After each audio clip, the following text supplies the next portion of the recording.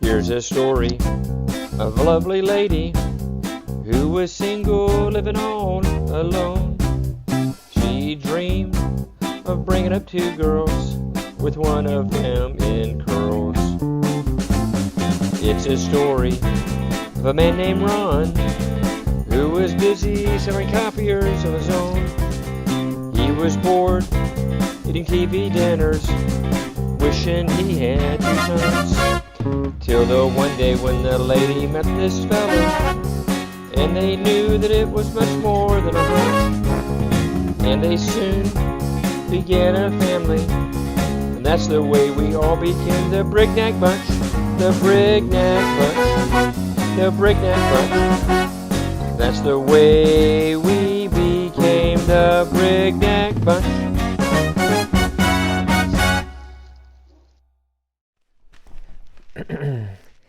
Hey, Mom and Dad, we're going to have story time.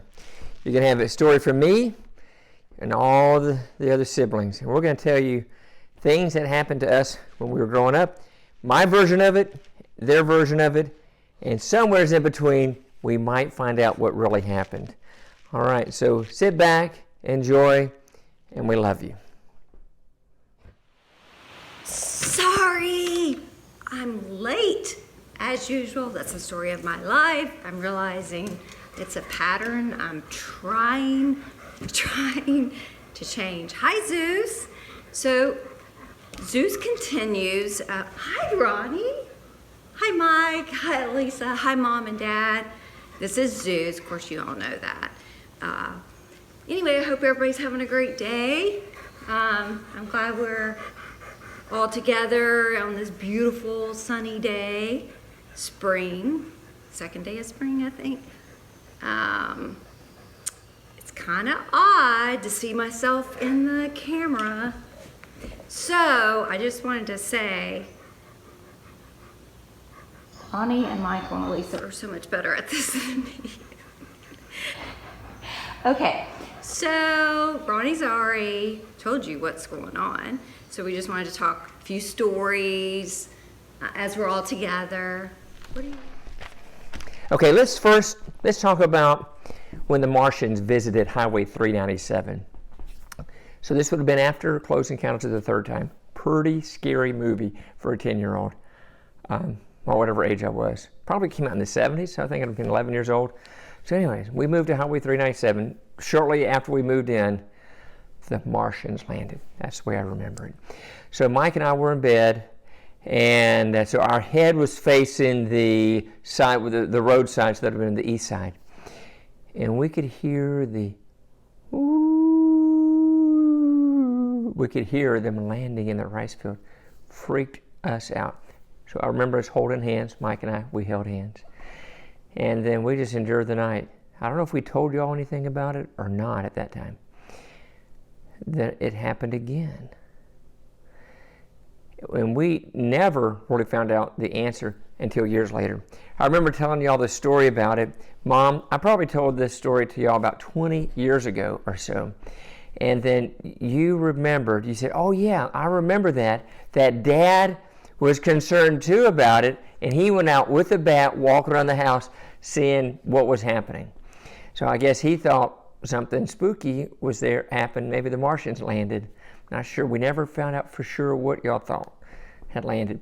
But it come to find out, from what you were saying, Mom, that it was the vent, the E vent, and the way the wind was blowing in a certain way that made the howl. But Mike and I had a great time. We definitely were supportive of each other then. Oh, that was a terrifying night. Yeah, it was Close Encounters of the Third Kind, I think. That noise. Yeah, you got it perfectly. It was, that's how I remember it, like, something like that, right above us. I just knew there was a ship. I imagined this huge spaceship right above the house, hovering right up over the house, and aliens were coming down and about to come through the window. I was terrified. And once again, Ronnie's hand was there to give me courage. I appreciate that, Ronnie. I had no idea I had no idea that Dad had heard it too and was walking around with a bat. That's hilarious. I still don't think it was the wind in the eaves. I do believe it was aliens, and I'm sticking with that story.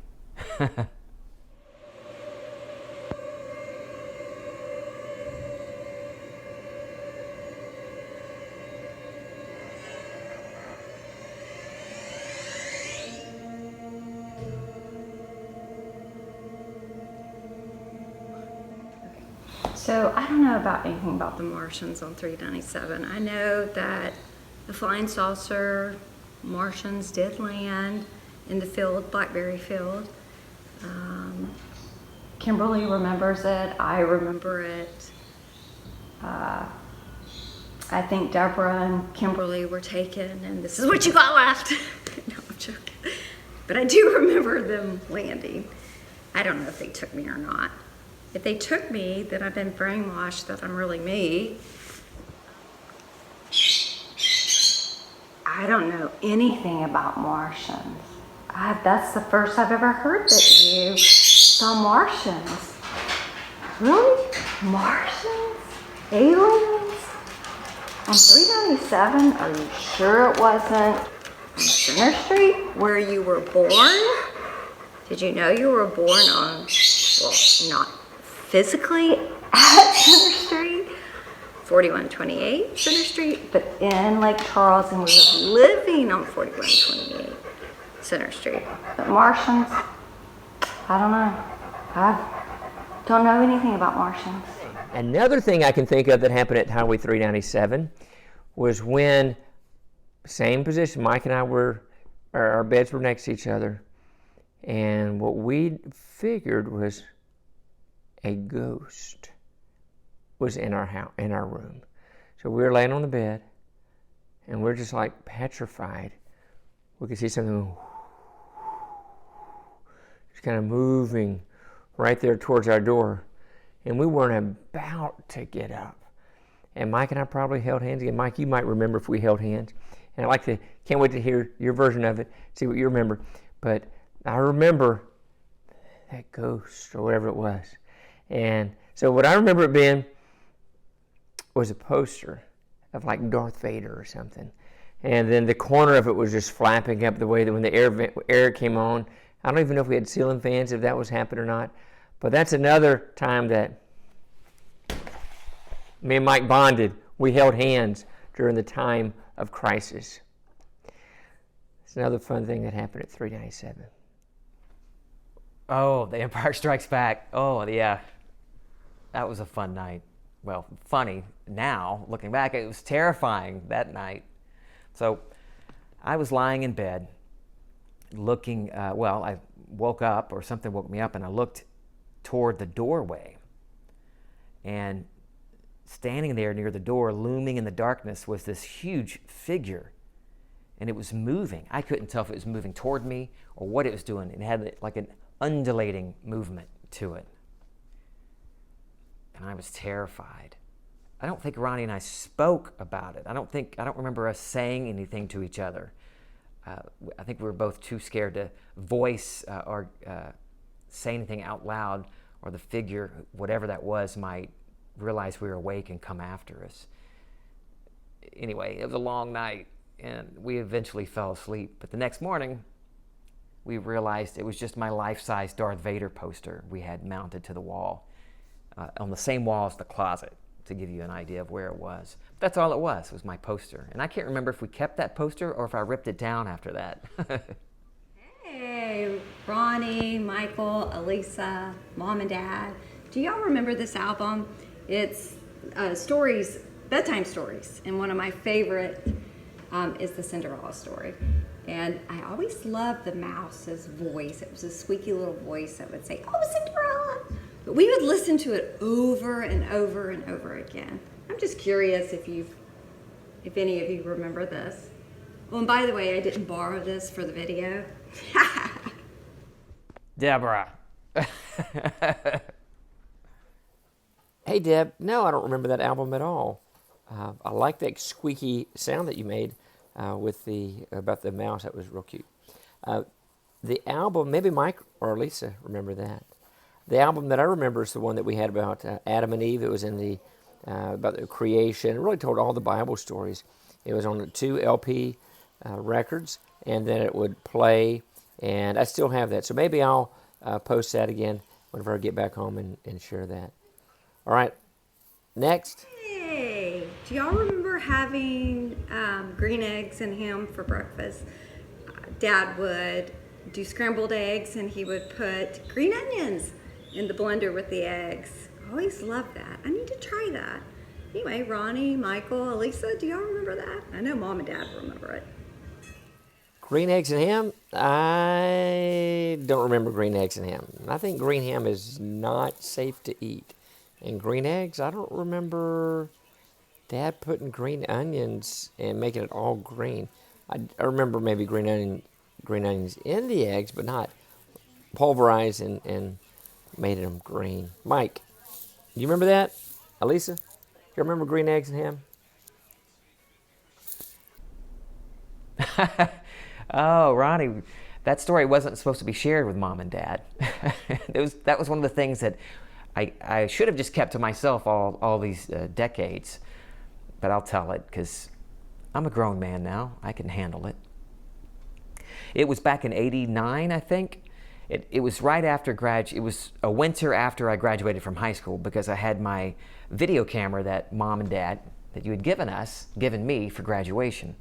And I can't remember, I think on that day, the office, you guys tried to keep the office open for at least a few hours and then shut down. And so I was driving to the office in my Mustang, heading west on Prion, and I thought it'd be a cool idea, snow and ice is something new for us down here, or rare. So I grabbed my Handycam and I started recording as I was driving. So I'm driving and looking at the road through the viewfinder. And as I'm heading down Prion, I realize I'm about to hit or pass Common Street. I'm about to go right through the intersection. So I turned my wheel and hit the brakes to try to make the corner, and then I just spun around 360 degrees and then some. And I think you can hear me say like, "Oh, S-H-I-T," as I spun. I never told anybody. That was exciting. Okay, I was thinking about some other things. Mike just mentioned something about some crazy thing that he did on the vehicle, and that was crazy, Mike. Driving with the viewfinder in your eye. That was some crazy stuff that he did. That reminded me of what happened in the Honda Prelude that I was driving. First, let's clarify the Honda Prelude. Deborah was given, are you ready for this? The red Monza. It had a lot of smoke. Deborah, do you remember the smoke that came off the back of it? That was something. Dad, how long did we keep that Monza? 2 days, maybe? No, I have no long. We kept it longer than that, but I remember that something. But then I think I was getting close to my driver's license, and he said, "You know what? The eldest boy is getting older. He needs a high-quality vehicle." And he asked, "Dad, didn't you come to him and say, 'Son, just go along with me on this one'? Hey, Deb, here's your Honda Prelude." I said, "Dad, I got you. I know we're going to call it Deborah's. At what point can I say that it really was mine, Dad?" And Dad, what did you tell me? I don't remember what you told me on that one. Maybe you and Mom. I can't even lie good, can I? So I know Deborah wants to say it's hers, but we really know the truth, right, Dad? Okay, I can say it. It's good therapy. The Honda Preludes was Deborah's. The Honda Preludes was Deborah's. The Honda Preludes was Deborah's. You know, when you're lying, you can just feel it. The Honda Preludes was Deborah and mine. Okay, now I feel much better. All right, so I was driving the Honda Prelude, and guys will be guys, boys will be boys, men will be men, and I don't know where I was at in that ranking during this time, but I wanted to see how the emergency brake was. I'd never had the opportunity to pull the emergency brake while driving. I mean, like, the only time I use the parking brake is like when I'm parked. Who gets to use it while they're driving? Well, guess what? I'm going to do it. I'm driving down Highway 397, leaving the house, going towards Highway 14. Perfect time. I just lock up that parking brake, and guess what happens? All four wheels do not simultaneously lock at the same time, and I slide straight. Oh no, this little guy right here, oh yeah, he's the one that says, I want to be faster than everybody else, or I want to lock up better. So he locks up. So I'm going down the road like this. This tire, back tire, no, it had to be the front tire. Because it was back tire, it had to be the front tire because it locked up, and I spun around I was going like 55 miles an hour, and I spun going down 397 in the shell, and I did a 180. Crazy. I survived, though. I survived, Dad. Dad, did I ever tell you I did that, Mom? Dad? Deborah, Mike, did I tell you? I don't know if I told anybody that. I probably told, did I tell you, Sherry? She said I've told her.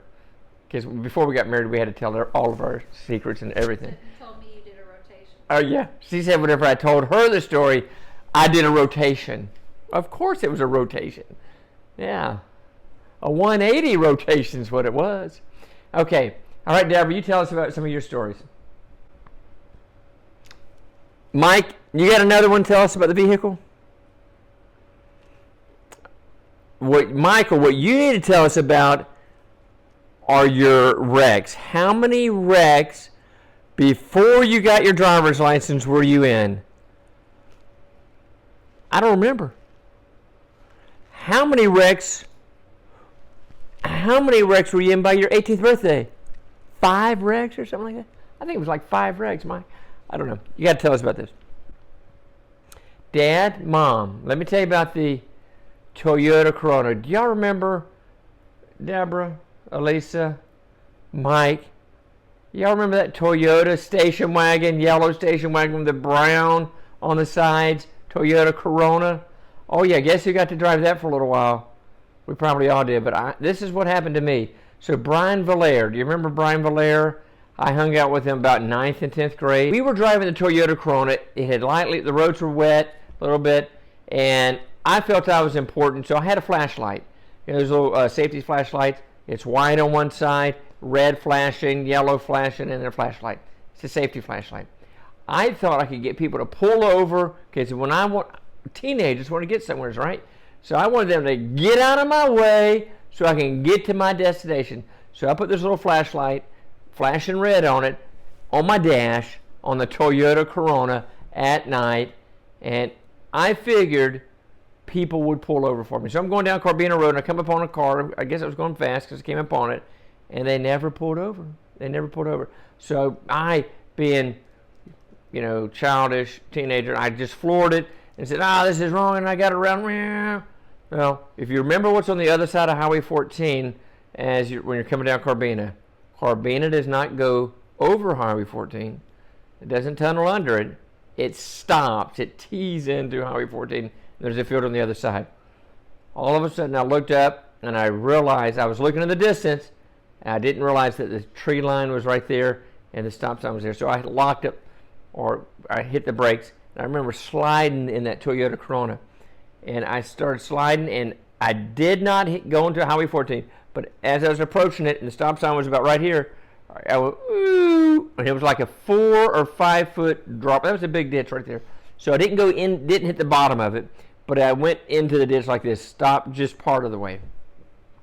Crazy. Dad, I'm sure I probably told you I did this. I don't think I held anything from you growing up.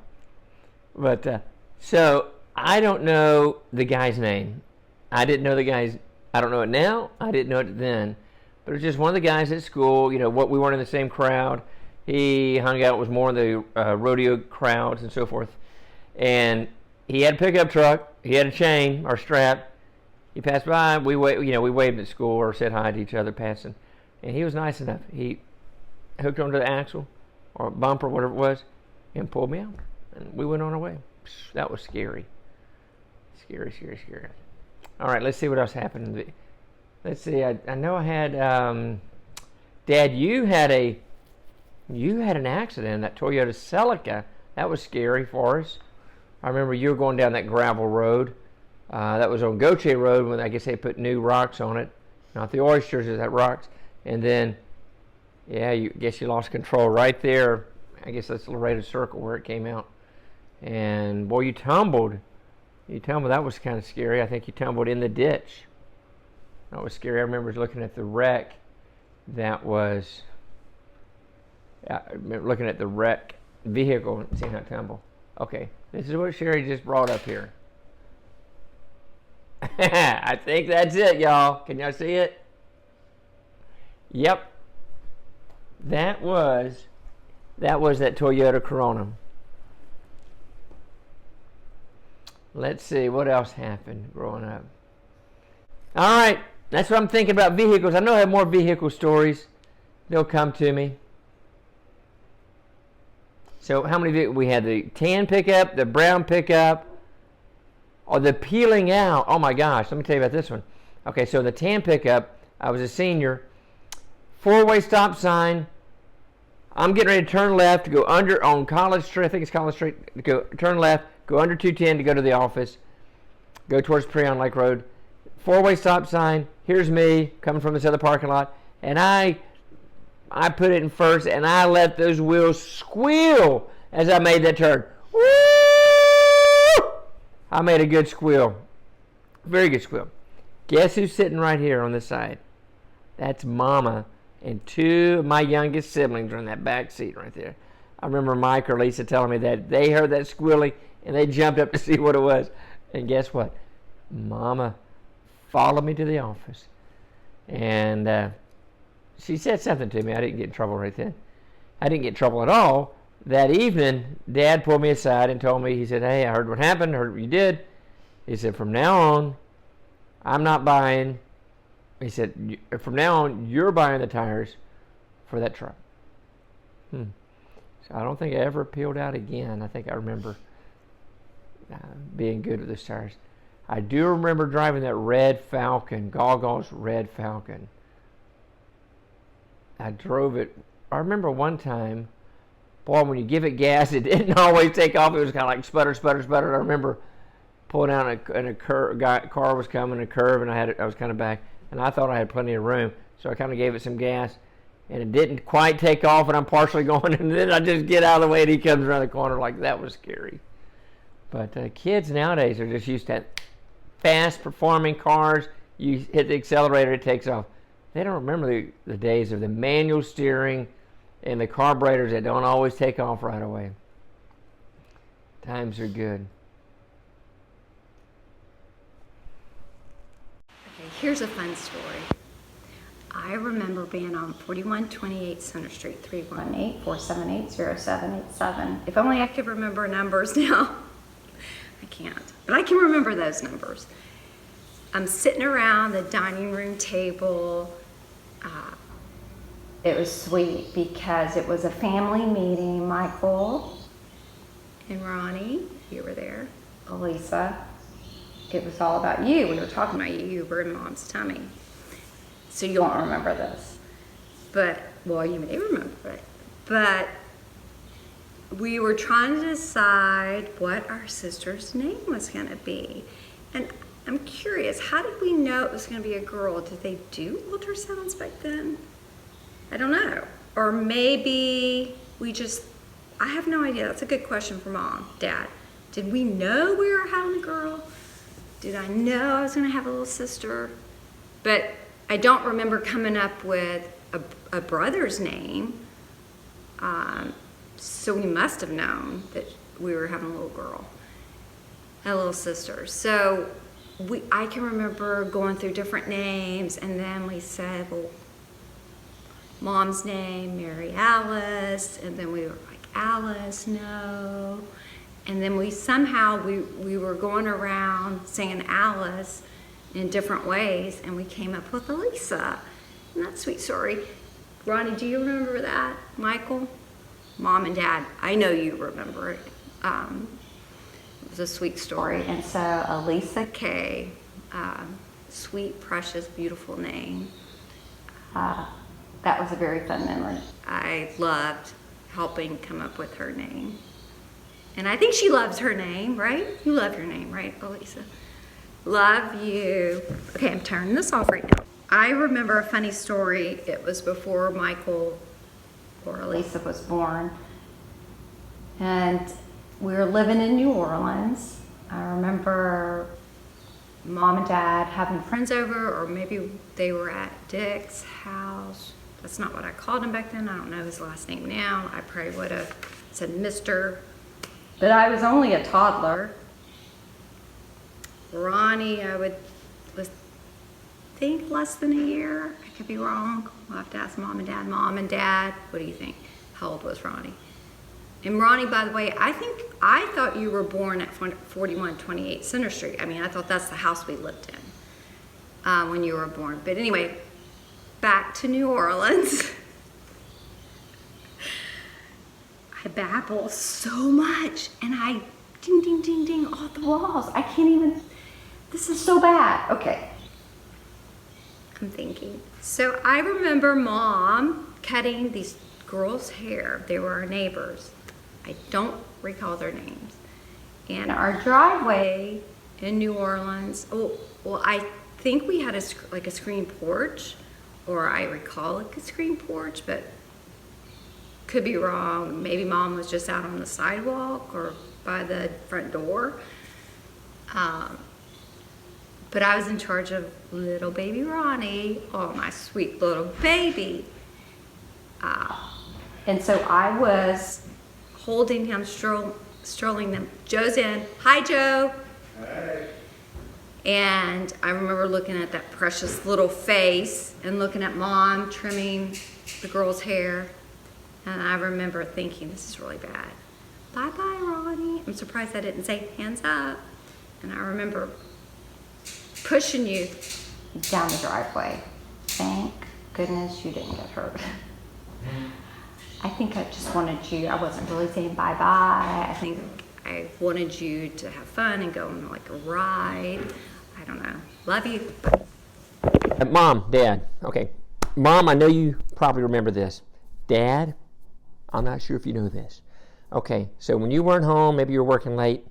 Mom, do you remember when we got home to the house on 397? It was a big house, much bigger than Center Street, that you would give me the bat. I would take the bat and you say, go check all the doors and check to see if somebody's in there. How old was I? 15, 14? I was a skinny, small dude for sure. But I remember going through, checking in the pantry. I remember checking in every door. One of the scary spots, there's two scary spots, other than all doors and all closets, was checking in that stairwell, going walking in there, and then having to turn around and look on the other side. Now that was scary, looking on that other side. And then, of course, I'd check all the rooms downstairs, but then I'd go upstairs. That was always the last place I would check. So when I would check everything upstairs, I would even check Dad, the HVAC room, over there around the corner. I'd open that door, make sure nobody was in there.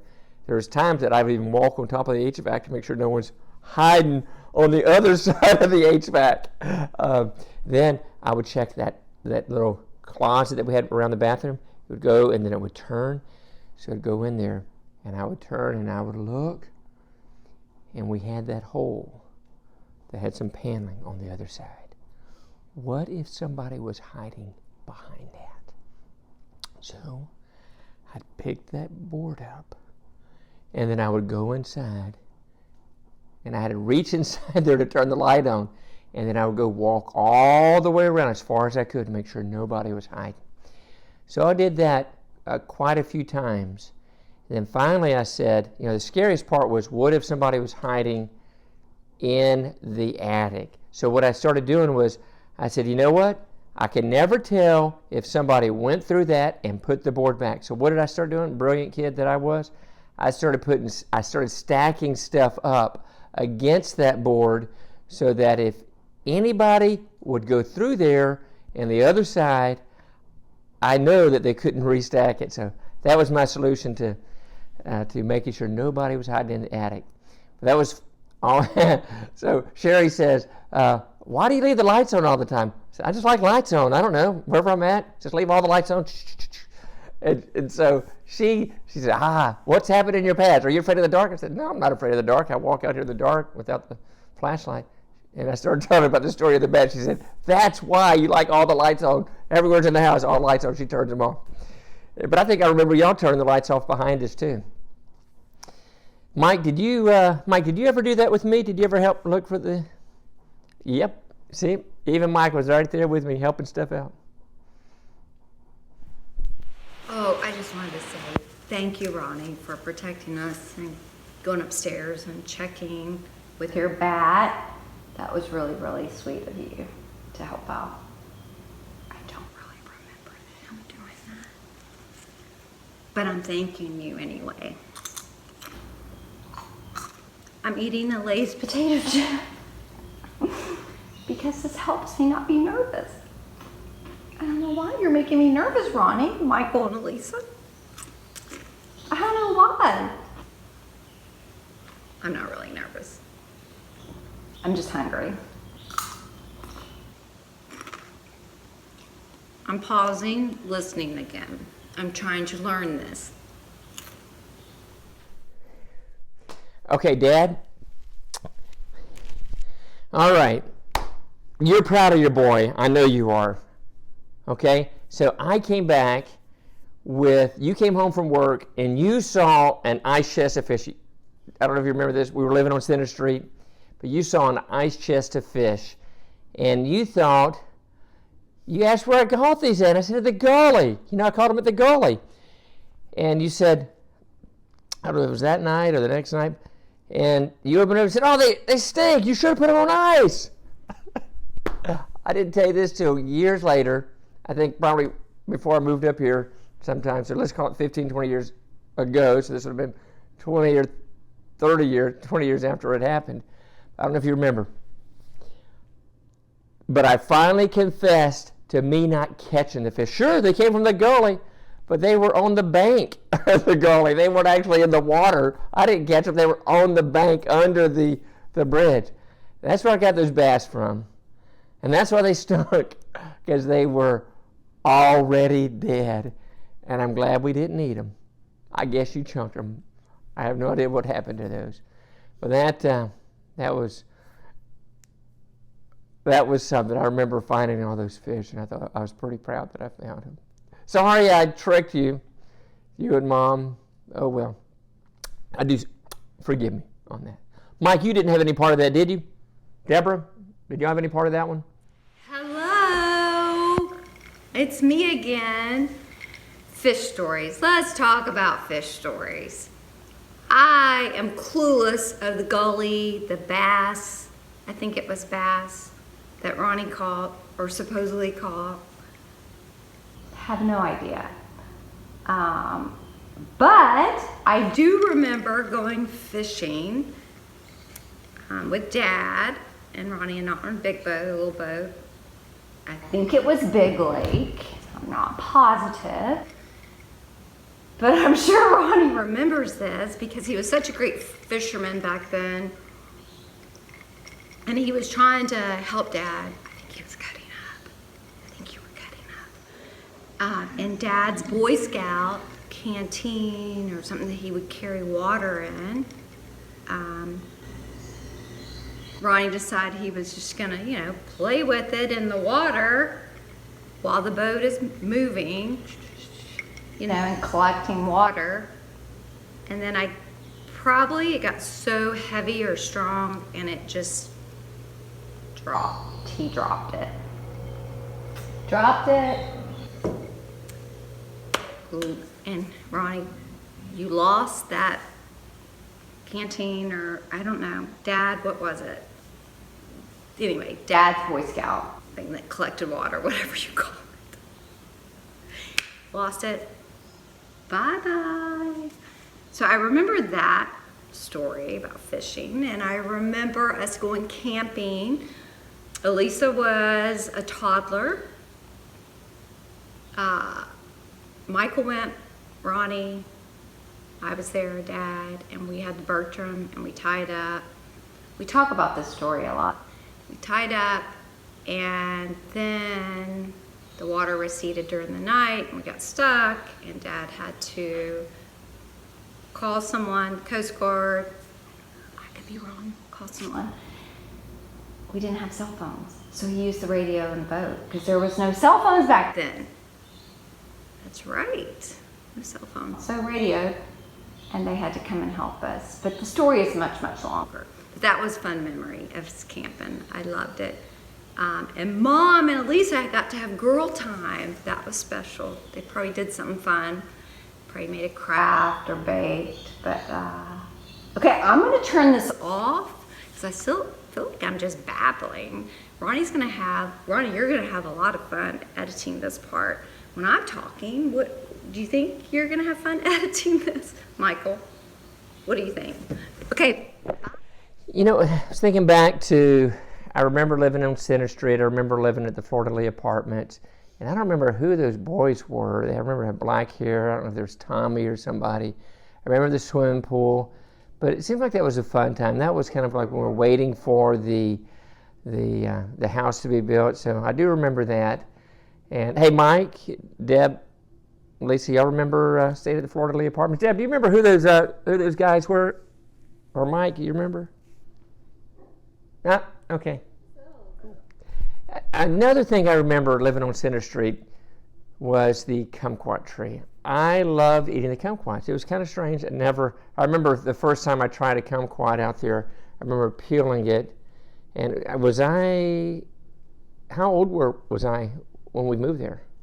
I have no recollection of me moving there, so I must have been young. I know we lived in New Orleans till I was 2 years old. And what I remember about that, I'm kind of digressing from my kumquat story, but what I remember about moving from New Orleans was y'all told me that the boy had bronchitis and we needed to get him out of the humid New Orleans area. So where did we move? We moved west to Lake Charles. I'm sure it wasn't near as humid, was it? That's just what I remember y'all telling me. I don't know if that's true. That's just what I remember. Y'all might tell me something different, and correct me if I'm wrong on that, but that's kind of what I remember. All right. Going back to the kumquat tree on Center Street. Now, I remember the kumquat tree, eating the kumquats. And the first time I used to peel the kumquats, and Dad, I remember you would say, no, you just eat them. Just eat the kumquats. So, but they were sweet. I remember eating them and started doing that. And I no longer peeled them. They were really good. And the fig tree, we had a fig tree in the back. Now that I couldn't get into too much. Dad, you love the fig trees. But I could not get into it. Dad, you could just eat those figs. Was it there? I know we had a fig tree on 397.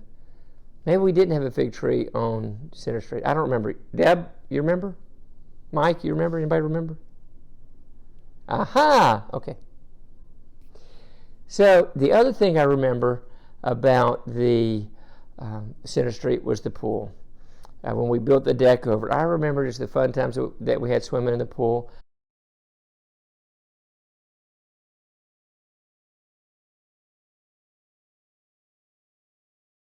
I remember, Mike, I know you remember this too, hiding underneath the deck. The wood deck came over the pool like this, and we'd get up underneath it with this barely, the water would be right here, head down to the deck, barely be able to breathe, and hide from whoever it was. Perfect for Marco Polo when we're playing that game.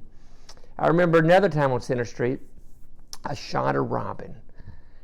And I guess we were with Bo and maybe Lester was there. I forget who all was there. Ricky may have been there. But I told them, if we shoot it, we're going to have to eat it. So I remember plucking that robin, just plucking it, and then cooking it over. We made a little fire, and I remember cooking it on a little fire. And believe me, it was a tough bird because I cooked it way too long, but I remember eating that breast of that robin. I don't recommend it to anybody unless you maybe cook it the correct way. Mine was way too tough. A lot of fun times on Center Street. Hey, I was thinking back on Center Street. Now, I remember being underneath like a tent, like a plastic tent as a kid. And I vaguely remember the mist blowing inside the tent. And I remember I was croupiing, so I don't know how old I was. I have no idea how old I was, and I guess I had bronchitis. How sick was I? I don't remember. But I remember that mist, and it seems like it was days that I was underneath there and just having to sleep there each time. I remember not wanting to, and I remember, Mom, I remember you telling me and really just comforting me, saying that I needed to be there. I needed to be underneath it. So, and that'd be interesting to know how old I was, if you can let us know that. Hey, Deb, do you remember? Deborah, what did you think of me, your brother, being in that tent? Do you remember that at all? There we have it. That's Deb. She gave us her version. Loving sister she is. Hey, hey, Mom and Dad. Okay, me and Ricky were playing in the house, and we were watching football. Probably the Dallas Cowboys, right? It seemed like Sunday, Aunt Carol and all of us would get together on, we'd get together and watch football. I remember those fun times; they were really good. I remember Ricky and I hiking, and I have no idea why we picked this big peanut butter jar. It's like that big. That's big, isn't it? It was a big peanut butter jar. I remember. Did Ricky hike it to me, or did I hike it to him? That was so many years ago. One of us, either I hiked it and the other, he wasn't ready, or he hiked it to me and I wasn't ready, and we thought the other one was. I just remember the peanut butter shattering on the floor in the kitchen. This is in between the island that Dad made, like the bar and the refrigerator. I remember that busting. Another thing I do remember, Dad, you built in that addition.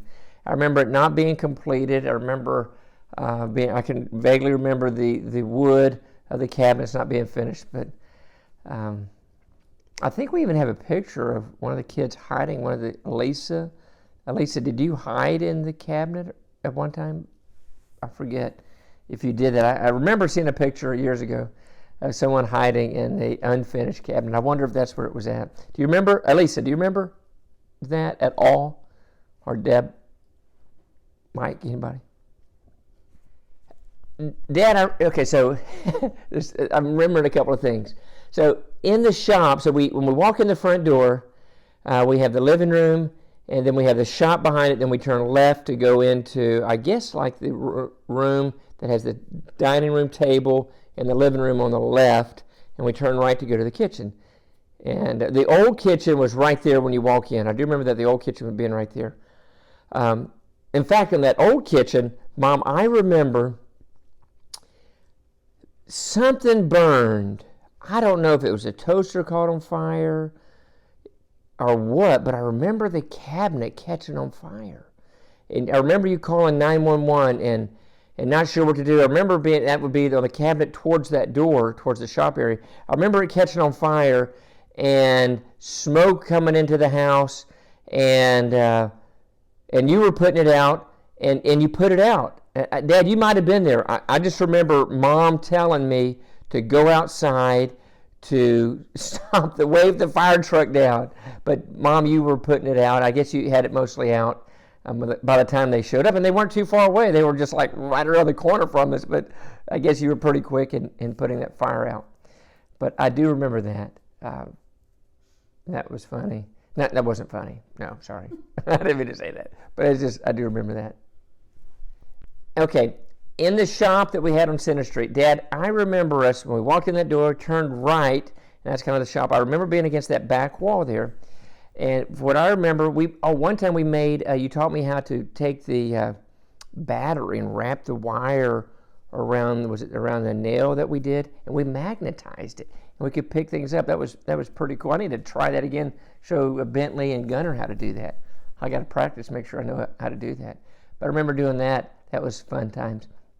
I also remember I don't know, Deborah, maybe you did this too. I don't remember where we got this idea from. Dad, do you remember we took the old Coke bottles, the glass bottles, and we would drip wax on them. I don't know if we were doing it for Cub Scouts, Boy Scouts, Girl Scouts, Brownies.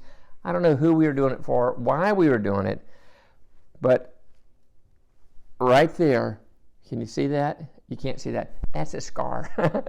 I remember taking that dripping wax of that candle and dripping it on it.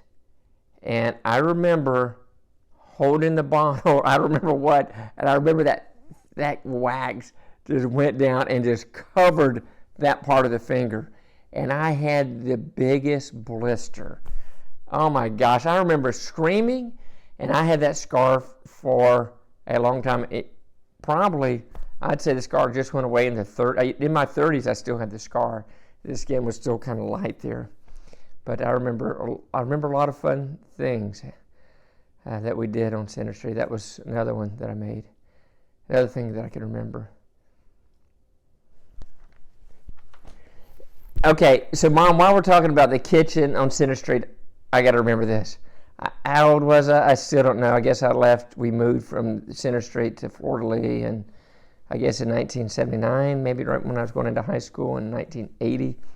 I think somewhere in that area. But I remember, I have no idea if I got this from TV. They didn't have the Rugrats on or some horrible TV show showing us bad things for our kids. Maybe I watched it from the Andy Griffith show. Maybe it was just me doing it to be lazy. But I remember grabbing the juice jug. It was a clear jug or whatever it was. Maybe it was a milk jug. Maybe it was a water jug. I have no idea what it was. I just remember I would go in there and drink it. As long as no one's around, I'm drinking out of this jug. And I remember you coming in and busting me, catching me doing it, and telling me not to do that again. I was in trouble. I was in trouble for drinking out of the jug. Mom, I'm just trying to be like the people I saw on TV. Come on now. But that was a lot of great memories on Center Street. Okay, I just said a lot of great memories on Center Street. And I remember something that maybe wasn't a great memory, but it is definitely a memory. Mike, I know you remember this. Okay, I am a good Boy Scout. My dad was a Boy Scout commander, chief, boss, whatever you call the top Boy Scout person of the group, the troop. And Mom, you were a den mother. I remember you being a den mother of Cub Scouts. I remember the kids coming over to Center Street having that, and that was good. Being that I was a good Cub Scout, I was a wee below, and I never made it to Boy Scout, but I did hang out with the Boy Scouts with Dad. Dad, okay, before I tell you about the other memory on Center Street, I just thought of something. We took the bus to Galveston, the Boy Scouts. How old was I? I have no idea how old I was. But you took the Boy Scouts. We went to Galveston. And I was sitting in the back, and they had some guy cussing, and me, a little squirt of a kid, he was talking to this other guy, and he was saying every cuss word he could think of. He was saying, blah, blah, blah, blah, blah, blah. And he said, I named every cuss word. Me, the little squirt that I am, and we were educated on cuss words. Not at all. So I told him, nope, you missed a cuss word. He said, I did. I said, yep, it started with H. You missed the word that started with H. And he said, hell? I said, nope, it's a different cuss word with H. And he tried guessing it. I never told him that other cuss word that he did not know. Because I never do it. But I do remember that happening on the bus. I don't even know who the dude was, but that was just... I do remember some other fun memories there, hanging out with the Boy Scouts. And I don't know, Dad, how many did I go on a trip more than once? I remember that one trip with the Boy Scouts. I remember us doing camping in the backyard on 397 in the van with the tent hanging out from it. That was always fun. Okay, but back to Center Street. The memory that's not so good of the fire in the field. So let me kind of go. So me, Lester, and I think it was Ricky Daly, us three. And Mike, you're probably just as guilty too, because I know you're my little brother and you were hanging out with me. But I won't pull you into this. You can speak up to it, and you can claim your fame to making memories about that fire. But anyways, the good Boy Scout and Cub Scouts that we were, we had a hot spark fire starter. We had some flint, and we made a fire. Dad, you'd be proud of this. It was in a hole so it wouldn't escape. We dug a hole in the woods there, just the entrance there, the woods behind the Fontenot's house. You had the Shriners, then you had the Fontenot's, kind of in that house there. I mean, in those woods there. We made a hole, probably this deep, that deep of a hole. Maybe not quite that deep. And we had a fire in it. We had sticks on it. We were good Boy Scouts. Time to put it out. Dad, we did a pee ring all the way around it. We did a pee ring, all of us boys. We peed all the way around it. Perfect. It's not going to escape. And we smothered it out. We put a lot of pine needles on it and just smothered it to make sure that it was going to be put out. A lot of pine needles and a good pea ring. It can't escape, can it? It did escape. The fire did escape. So this is going to be one funny memory I have about that is when we were out playing in the field, we could hear the crackling of the fire. We said, oh my gosh, we have a fire. So I ran to the house. And Mike, it seems like I do remember you being there about this time helping. Do you chime in if you remember that? So I remember running back to the house, and we had a white round trash bucket, and I didn't know there was a crack in the bottom of it. There was a leak somewhere in the hole or somewhere, and I put as much water in it as I could carry or drag, and by the time I got out to the fire, there was like this much water in it, and I thought, a lot of good that did. And you know what? I don't even know if we told anybody about the fire. Maybe we figured it would go out on its own, but I do remember fire trucks coming. So somebody saw the fire, and they called the fire truck. And Dad, you were a trooper about this. You asked if we had something to do with it, and you knew I had something to do with it. For sure. You told me to go inside. So I went inside. I remember sitting in that den area, right, as soon as you walk in from the, I guess it was the old garage converted into a room there right before we got into the shop. I remember sitting on that couch right there on that back wall. Me, and was Lester and Ricky there, or was just two of us there? There's one other person there, I don't remember which one.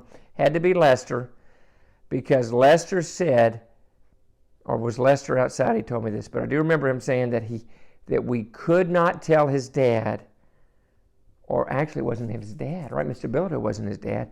Couldn't tell Mr. Bilodeau because that was his mom's boyfriend that they were staying with. We couldn't tell Mr. Bilodeau because he would be in trouble. So I said it wasn't him when Mr. Bilodeau asked me. I don't know what I told you, Dad. Mike, you remember? But I know it was Ricky Daly is there as well. So I didn't get punished, but I did get, you corrected me for not doing that, and you told me to be careful, so I didn't get a spanking or anything like that. But it was a good way of handling that. A lesson learned for me because it's pretty traumatic, and love the way y'all treated me and taught me to not do that again. I've never set another field on fire. Out of control. I have set things on fire, but not out of control. All right. Hi. One of the things that inspired me as a mom is to continue the tradition, and I didn't always, but I've tried, is for every one of our birthdays, Mom would put a lot of time and thought and creativity into baking us a special cake, and I always loved that. And I remember our birthday cakes and Ronnie, Michael, and Elisa's birthday cakes. It was always very special. Thank you, Mom. Okay, let's bounce up to Ohio. We had some fun times traveling. I remember many fun trips. Mike, Elisa, Deb, chime in about our trips to Ohio. We had a blast, didn't we? We did. I remember one of the times up there, I have the photo of me on the bike. I remember it being a little bigger than this, but I saw a photo recently. I think it was a glorified moped, not a small motorcycle that I was on.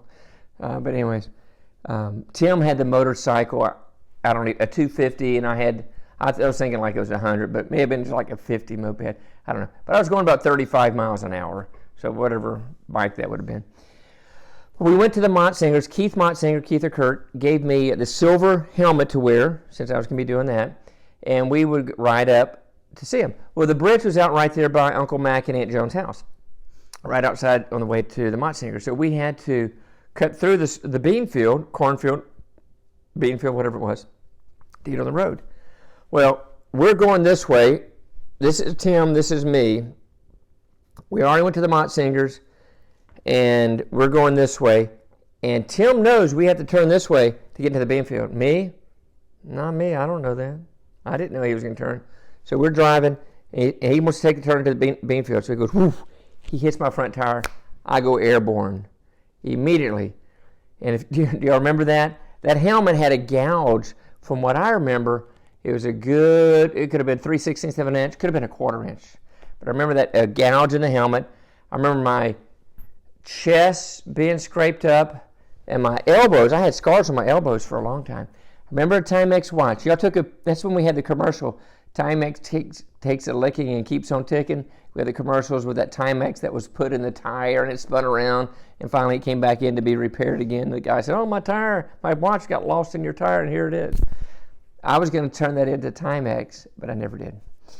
I don't even know what happened to that photo. So if y'all have that photo, send it to me. Maybe I'll send it in. Probably not. Mike, Deb, y'all remember that time? Anyways, so when we made it back to the house, Tim said, do not tell them that I hit your tire. Do not. So I didn't want to get in trouble with my big cousin, right? So I did not say anything about him hitting my front tire. I just said I wrecked. But Dad, you and Uncle Mac knew something was up. So I'll tell you that part in just a minute. But whenever I got back to the house, we looked at me, kind of cleaned me up a little bit, and my lip, if I shave this beard mustache off, you can see my scar still. It's probably that long. Halfway up my lip. Split, at least this side. It wasn't split all the way through. It was just split open, this side here. I don't think it was split all the way through because I don't remember any stitches on the inside, just on the outside. But you were going to butterfly it. And I remember Aunt Joan saying, Ron, you get that boy to the hospital now so he won't have a big scar. So I do remember that. And so you and Uncle Mac loaded me up, brought me to the hospital. And you know what? I remember them putting that heavy thing over with a hole. It's like a heavy thing over my face. It was hard to breathe while they were working on me. But they doctored me up. And then on the way home, y'all said, let's go get some ice cream. So I remember pulling into that ice cream shop. And then I remember you turning around and saying, okay, before we get out, tell me what really happened. And so I had to tell the truth that Tim did hit me.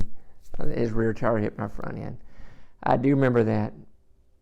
I remember the apple trees in Ohio, the orchard. I remember the fishing in the lake, playing around. I remember setting the Coca-Cola. I was amazed that you could set a Coca-Cola out on the porch to keep it cold instead of in the refrigerator when we were visiting. What? Keep a drink outside and keep it cold? Yep, we've done that here too in Missouri. But that was the first time for me to experience. I remember the mellow yellow up there. We had some first time to have the mellow yellow, and the first time I saw those cups that had the frozen stuff in the cup. You pour the mellow yellow in and it would freeze it. And yeah, a lot of good times there in Ohio. Hey, Deb, Mike, y'all want to chime in about some memories there in Ohio? Okay, so we had some great family vacations. We went to the Smoky Mountains. We did a lot of great things. This one particular trip, I don't remember what trip we were on, but I do remember us driving around. We went to this Indian village, and we went to their arts and crafts. And Mom, I believe you got that little dish, a little thing with a lid on it, like a little bowl, made out like pine straw. I think I remember that. I do remember one big flea market that we went to on one of those trips. I think it was on that same trip that we saw the Indian, did I say it right? The Indian village, and you got that little bowl. And we went to this big flea market. Mike, I think you got something. Mike, do you remember that trip? Or Deb, do you remember that trip? What y'all may have got? I remember coming back from that trip, walking back to the car, And I don't remember what vehicle we were in at the time, but I do remember we were loading stuff up.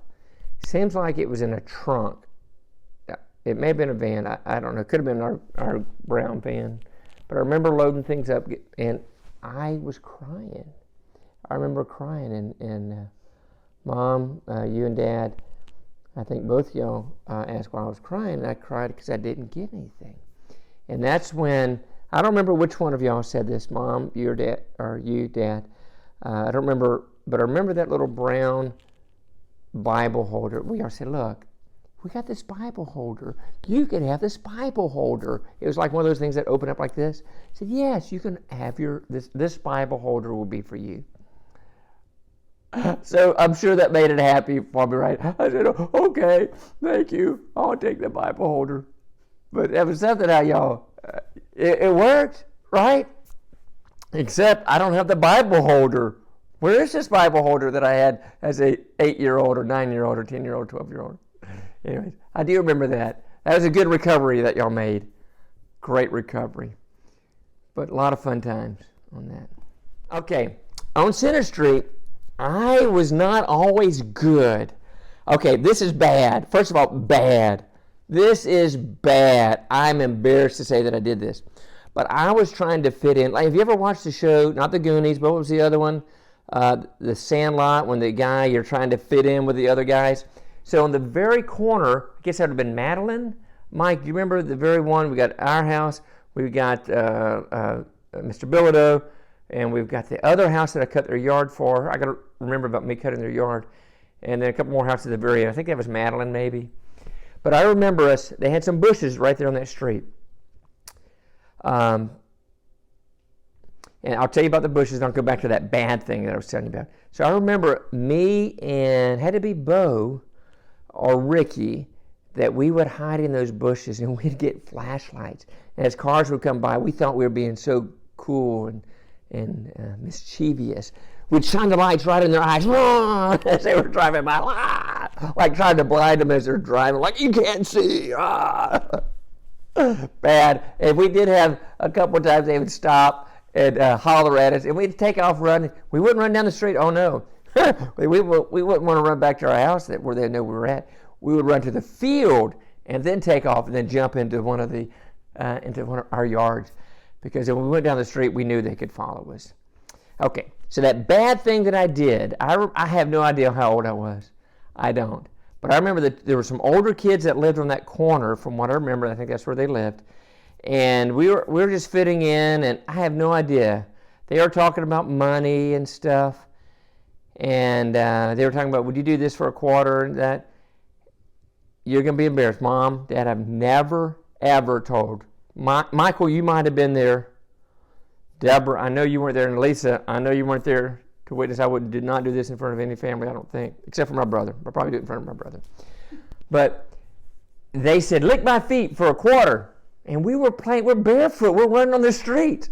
I said, for a quarter? Yeah, I'll lick your feet. I remember this one boy giving me his foot. You're licking my foot? I said, yeah, for a quarter. I licked his foot for a quarter. Gross. I can still remember his foot. I can't believe I did that. Let's continue on with my mischievous times on Center Street. Okay, at Bo's house, what we did was we put like some string or fishing string on. We made a sock. We stuffed it with stuff, and we kind of tied it so it looked like, just like a ball, and we had like two ends on it. And so he's on one side and I'm on the other, and we had it out. Kids being stupid, right? Like a driver's really going to fall for stuff that we did. So Bo we'd pull this sock across the road and pull it back, and right in the way of the car where they couldn't pass. They didn't know what it was, like it was a cat or squirrel, an albino squirrel or something. It was a white sock. And so most people would freak out. He'd stop and then just kind of drive on or something. We'd get out of the way. One guy, I can remember him getting out of the car and him getting on us. And he went to Mr. Allen and told him what Bo and I were doing. So Mr. Allen wasn't too pleased that we did that. Dad, Did Mr. Allen ever call you and tell you that we did? Probably so. I don't think I got in trouble from you. Dad, you probably thought when I was going to do it again so you could be out there with me, right? No. But so that was one of the things I did. I will not talk about anything I did to my brother because I did nothing bad to my brother while we lived on Center Street. Right, Mike? Oh. Cool. I got a good one. Mike, do you remember the time we got our big wheels? We wore out those big wheels on Center Street. We wore them out.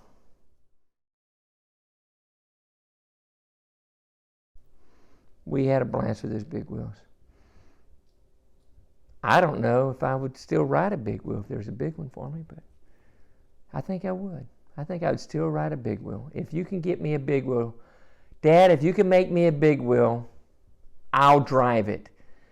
And make two for me and Mike. When we come down there, me and Mike can just play in the yard and remember old times riding the big wheel. That was the funnest thing. I do remember us making, on Center Street, I remember us making a bike ramp. I was never a good skateboarder like Ricky was. Bike jumper, I wasn't a good bike jumper. I mean, like some of these other kids. Like Duke, I don't know if you know Duke from FK White, elementary and junior high. Redhead Duke, who was mean sometimes, but good friends to me, but willing to fight me sometimes. But Duke was tough. He had a mini bike, and he made so many jumps. He lived, where did he live? I don't remember where he lived, but he lived behind the school somewhere. But we saw him on his mini bike. I don't remember how I would go over to his house. But we made a ramp on the sidewalk. It was probably like this tall. I mean, that's like 6-7 inches. And I thought I was tough hitting it. Maybe I went a little higher. Maybe I went center block high. If I ever went center block high, that was like the highest I've ever been on a ramp. Because I would go up and land right on my front tire and fall over. Mike, tell me about your times on that ramp. Seems like I convinced you to do the ramp. Do you remember that? Any memories of the jumping the ramp? Tell us about it. Yeah, I know, Ronnie. Yeah. Okay, one more story. I just remember this one. I thought of this last night and I wanted to share it and I forgot to put it on the other video. Back on Center Street, we had that piano. I think it came from the Freakies, I think. Isn't that who gave it to us? But anyway, we had that piano in the living room. And one night, or more than one night, I would hear it. Ding, ding, ding, ding, ding, ding, dum, dum, dum.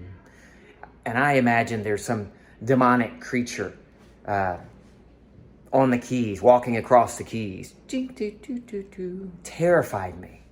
I think Dad eventually told us when I brought it up to him that it was a player piano, so it would just go off on its own. But I still think it was either aliens or a demon cat walking across the keys, taunting us, waiting to catch us awake at night.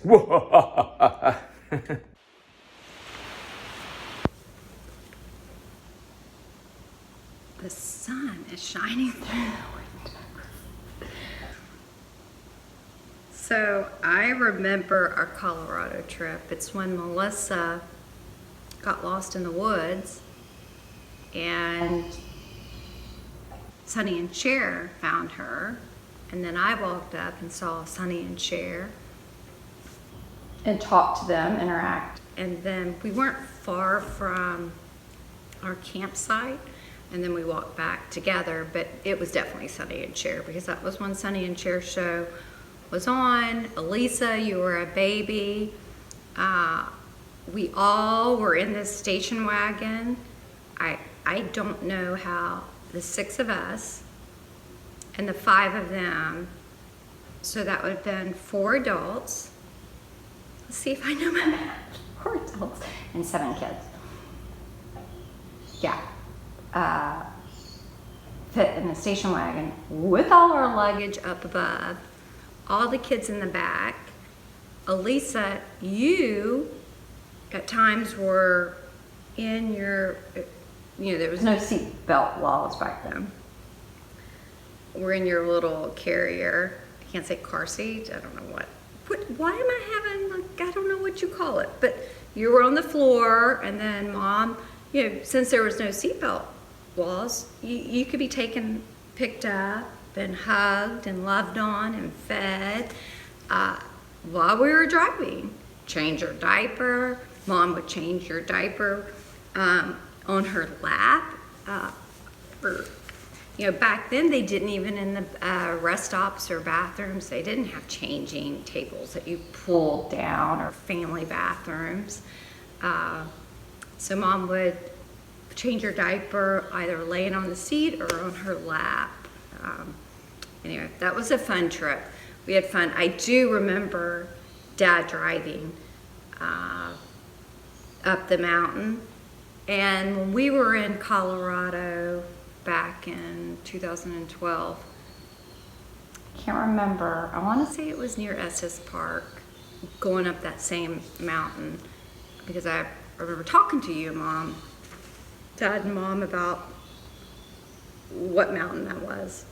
And I believe we drove on it, and it was pretty scary as an adult, which I was a kid, but I don't recall feeling scared during that drive, the climb with the camper in the station wagon. In the station wagon, pulling the camper up this mountain.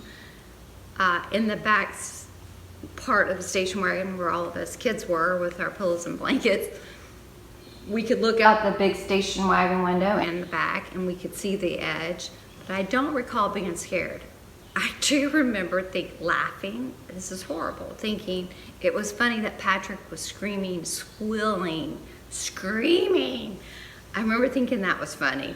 I do, but I don't recall anybody else screaming. Maybe Mom and Aunt Marie, maybe gasping. I kind of remember Dad chuckling and Uncle Walter chuckling in the front seat.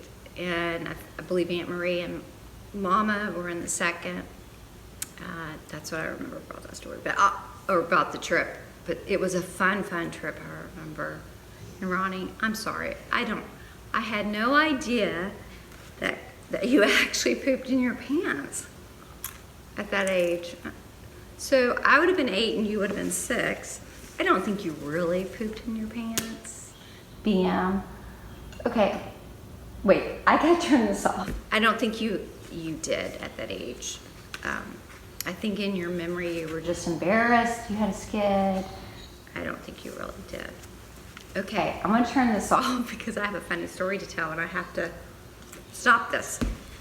That last one was 4 minutes. I don't know how that was. It seemed like it was only a minute.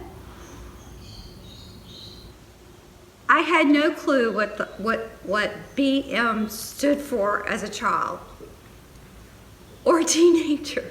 I remember like the light bulb going off as a young adult.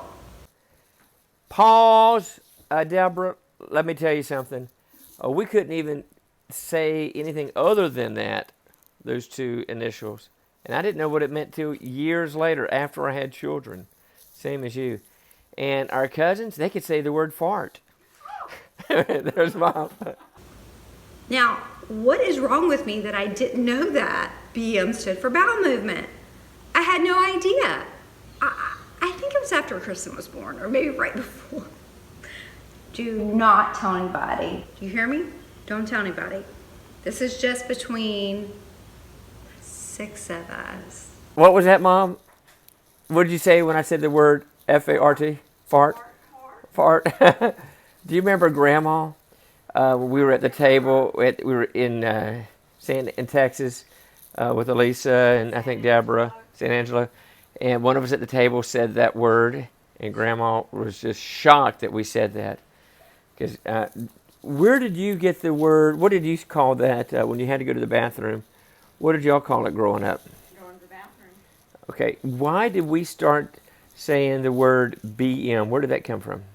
I guess from us. That was from Dad? But the other stuff is from Dad.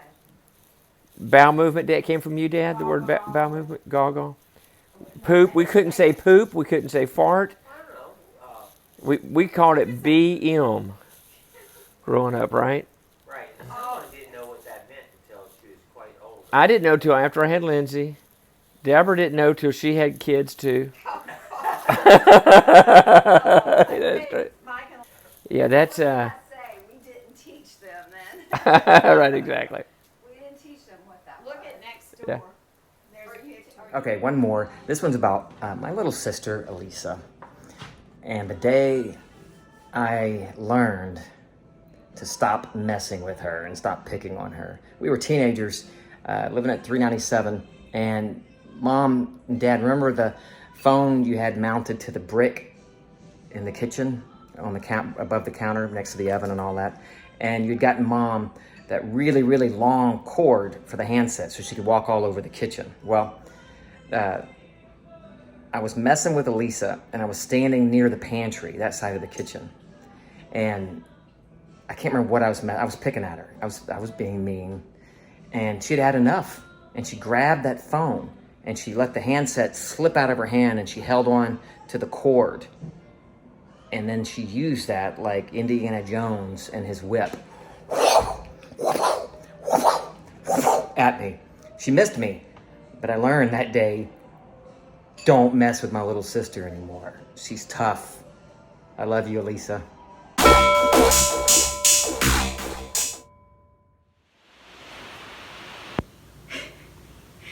I have so many stories, it's funny.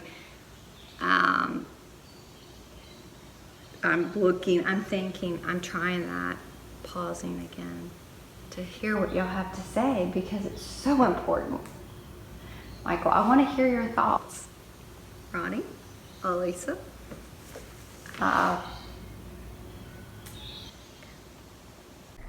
Okay, Ronnie, I'm going to do all 3 stories in one take, one cut.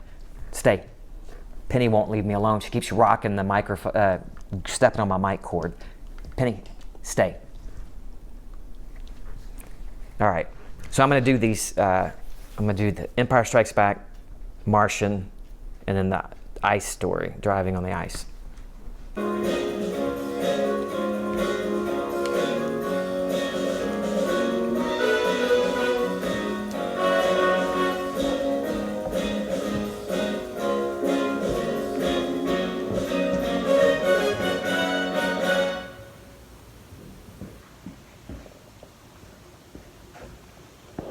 After a close encounter of the third kind, trigger, move, move. You're hitting the stand, boy. Get.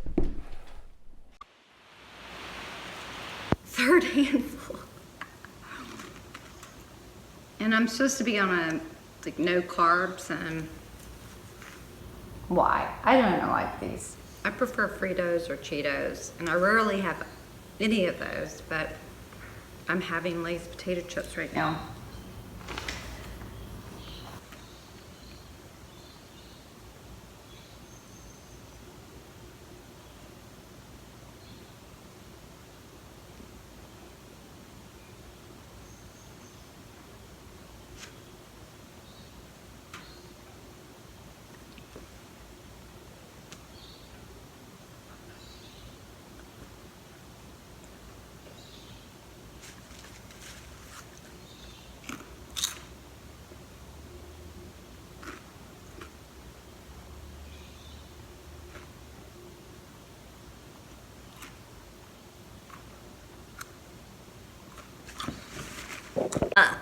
So, for someone who always wanted to be on television, I am so thankful that that never came true because this is very difficult. Ronnie, you don't have a problem with it. Michael, you don't have a problem with it. Elisa, you don't have a problem with it. Okay, I'm gonna take a deep breath. Hi, Mom. Hi, Dad. Love you. It's coming up on your anniversary in a month. Well, less than a month, because I would like to not tell the truth and say this is January or December, but I've already said in a previous video it's spring. But I think Ronnie's been trying to get us all together since last, right after the hurricane in August in 2020. So, or maybe it was after the second hurricane. I don't know, but he's been trying to get us all together since then, and now we're all together talking. I'm not sure why. Oops. Ronnie has his fireplace lit when it's spring. Okay, I'm gonna take a sip of my water so you can see my broken finger. Okay.